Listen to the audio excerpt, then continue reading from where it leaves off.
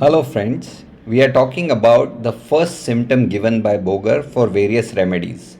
Today we are going to talk about China or Cinchona officinalis. Boger gives the first symptom as intermittency. We also know it in the form of periodicity. Now this symptom, as we see, is applicable in the mind as well as in the body. We know it very prominently in the fevers of China. And we know that the fevers of China are seen in all three stages of chill, fever, and perspiration. What is interesting is I always had this idea that if there has to be intermittency or periodicity, it has to be at a very specific time interval.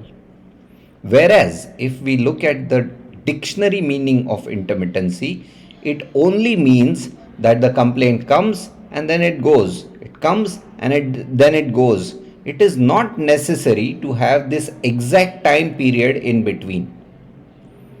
This was a revelation for me when I started studying this intermittency.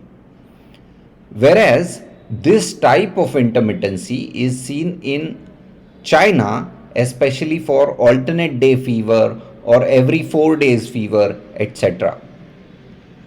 On the other hand, we should always remember that if there is everyday fever at the exact same time, then the remedy is Cedron. It is very similar to China in that of having bony pains, weakness, chill, fever, sweat, everything. Except for this, that the fever is every day at the exact same time. What is also interesting is that in my practice, when I have seen China patients, more important than intermittency, I have seen is that the discharges are profuse, exhausting discharges. That is where the weakness of China comes from. And that weakness or that exhaustion is actually alleviated or ameliorated if the patient is rehydrated properly. That is where also the symptom of China comes is desire for juicy things, juicy fruits or fruit juices. All these desires are very prominent in China. The reason is this.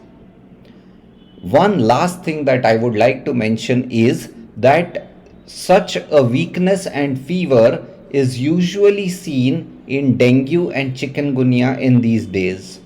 Also in malaria, yes, because that is why we know China for malaria. But in today's practice, it is more common to see dengue and chikungunya with these symptoms. So China could be a very prominent remedy to be thought of when you see such symptoms. Thank you.